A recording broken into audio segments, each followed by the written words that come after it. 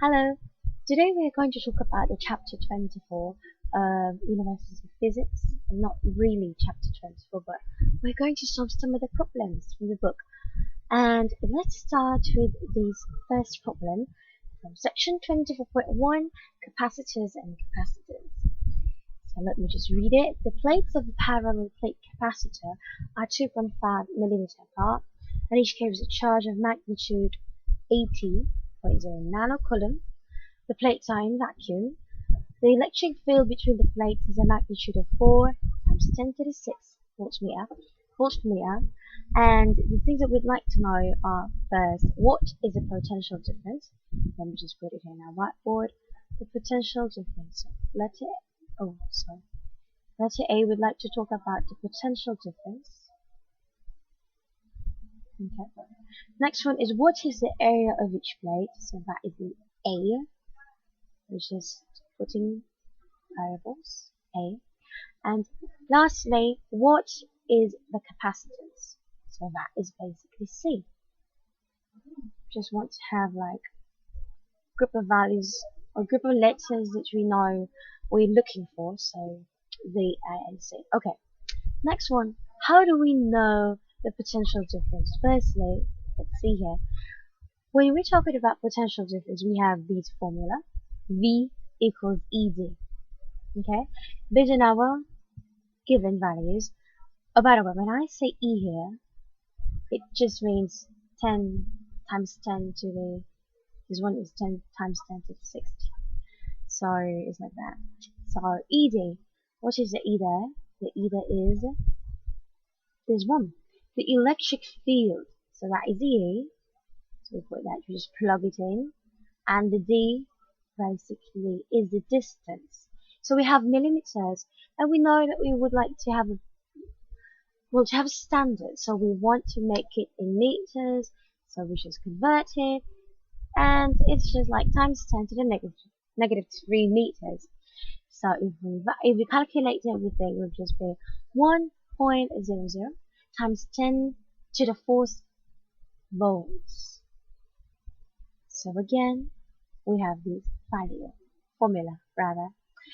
Letter B, what is the area? What is the area of each plate? So basically, we have these standard formula is E equals Q over epsilon of O A. Epsilon of O is in red because it's constant, so you always need to have this value. It's 8.85 times 10. So 8.854 times 10 to the negative 12. That is just a constant. So we'd like to have the area, and we just need to convert this formula into having the area, the left side here. Area equals Q over epsilon of O E. So what is the Q again? From these part is 80.0 nanocoulomb, and we know that nano is negative 9. So you put there 80.0 times 10 to the negative 9 coulomb, and the epsilon of O, as I said before, and the E there is the same as this one. So just plug it in, calculate, and we're going to have 2.26 times 10 negative 3 square meters. That is the area, and make sure that you are putting the correct unit. Just make sure. Say like this is volts, and you're talking about meter, so you know you're talking about something in square. So squared centimeter or squared kilometer, something like that. But we're talking about meters because we want to have standard. Perfect. Next one is C. The exact question was, what is the capacitance? So we know we have these C equals Q over V, and we just need to be a little bit more specific. Say VAB, like this one here. What we got there.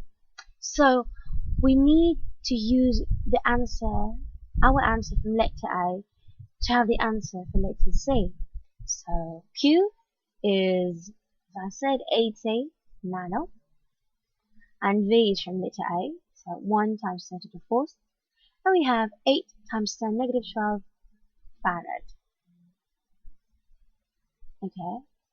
Okay, so next one is 24.2. The plates of a parallel plate capacitor are 3.28 mm apart, and each has an area of 12.2 square centimeters. Each plate carries a charge of magnitude 4.35 times 10 to the negative 8 coulomb. The plates are in vacuum. For the first one, what is the capacitance? Okay, so same thing here. What is the potential difference between the plates, and what is the magnitude of the electric field between the plates? So it's actually the same questions, capacitance, potential difference, and just let's say it's a bit different. We're talking about the magnitude of the electric field. Now, let's talk about the answers. So these are the things that we'd like to know: capacitance, potential difference, and electric field. First, okay, you see here we have C equals epsilon of epsilon of O, A over D. Okay, and okay, so you might want to ask me, why am I not using the formula C equals Q over V? Basically, let's see. Oops, sorry. Basically, let's see again let's take a look at our given values, please. We have here millimeters, centimeters, coulomb. Okay, so we've got distance, area, and charge, right? And in order to use a C equals Q over V, because we are looking for capacitance, we need to have the V. But we don't have the V because the V will be solved letter B here. We're just, solving letter A. So we have this another alternative to solve the capacitance. It is with the area, with the distance, and with the epsilon of O. So you can see they're all given there. So epsilon of O is again 8.854 times 10 negative 12 times the area, which have you can have this area here, square centimeter. Just convert it to become meters because we'd like it to be standard. So that is a standard there. The next one is the D. What's the D here? Oh, sorry. What's the D here? 3.28 millimeters. So just make it meters and then cancel. You have this one. And remember that if you are a bit, how can I say, a bit confused with your units, just remember that when you have coulomb, when you have the charge, it's most likely coulomb, yeah, and when you have the capacitance, it is farad. So as you can see, a lot of things are happening. Sometimes you don't have the units, but it's alright because, for example, this one is a standard, it's a constant. So just make sure that your capacitance is farad. And in your calculator you can have 3.29 picofarad, so pico is a different one. So yeah, let's be, what is the potential difference between the plates? So we know that our friend is C equals Q over V, if you remember, but we already have the C, we already have the Q, we're looking for the V. So transpose everything, well, not everything, just transpose V, make it the denominator, and just plug the values in. So the Q here is 4.35. Where did I get that? From the value in the problem. So 4.35 times 10 negative 8 coulomb. So I know that's charge, so that is a Q. Q is for charge. So 4.35 times negative 8 coulomb over 3.29 times negative 12 farad. That is basically the letter A, and then we've got kilovolts. So 13.2 kilovolts. That is our V. Okay. And lastly, let's see what's the magnitude of the electric field between the plates. So we have here, we know, I don't know if you remember, but we have this kind of like, in order to get the oh, I'm sorry, should have been E. Let me just change it real quick. Okay, so in order to get the E, we have this kind of this is from V equals easy, right? Try to transpose everything. That's the basis of E equals V over D. So from V equals ED, you just need to have the E. So divide D, cancel D, and you have V over D equals Z. Okay. So plugging everything in from B 13.2 times 10 to the 3 is kilovolts over 0.00328 meters. That is basically from our problem 3.28 millimeters. Just make it meters. And we have, volts per meter.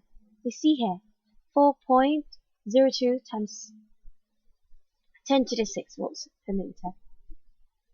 Okay, and last problem for these chapter is the capacitance of an oscilloscope. So oscilloscopes have parallel metal plates inside them to deflect the electron beam. These plates are called the deflecting plates. Typically, they are squares, 3.0 cm on the side, and separated by 5.0 millimeters, with vacuum in between. What is the capacitance of the deflecting plate and hence of the oscilloscope? Note this capacitance can sometimes have an effect on the circuit you're trying to study and must be taken into considerations in your calculations. So we've got to identify, right? So we have here these values, 3.0 centimeter, 5.0 centimeter. So we've got to identify the question being asked. So the question is, what is the capacitance? Let me just write it down here. Am I scratchy? A minute. Capacitance. We're looking for capacitance. Now, okay. So we're looking for the capacitance, and we know that we have two ways so far how to solve capacitance. Is basically what? If you remember, we have two ways. The first way is, I can't say it's pretty easy, but it's pretty direct. So we have C equals Q over V. So let's see if we can use this kind of formula. Do we have Q? Nah. Do we have C? No. That's what our goal to find C. We don't have Q. We don't even have V actually. So we can't use this part. We can't. Let's just delete it. And what's the next one? We can also have the C equals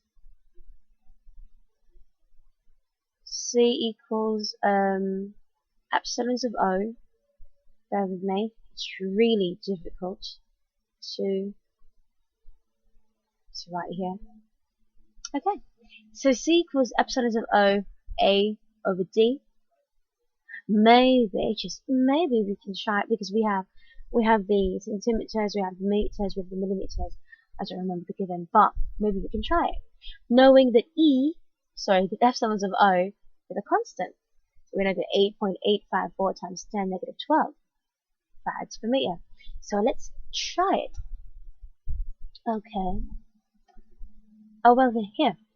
So if we're going to try it, we have this 8.85, and the A here, look at these, is 3.0 times 10 to the negative 2 times 10. Sorry, should have been squared. This is squared, basically. Okay, this is squared. So, okay, let me just put it like that. Okay, so 3.0 times 10 negative 2 squared over 5.0 times 10 negative 3 meters. Why is it 3.0 times 10 negative 2 squared? This is from this one. This one. Typically they are squares, 3 centimeters on the side. So separated, we're talking about distance here, and this is side, and we're talking about square, and we know that how to get the area of square is s squared. So 3.0 centimeters squared, but we want it to be meters, so we've got this kind of thing times 10 negative 2. So this is actually meters, and you put it there times squared rather. So we have 1.59 picofarad. Okay. So well, I hope you learned something for today. Just remember what the formula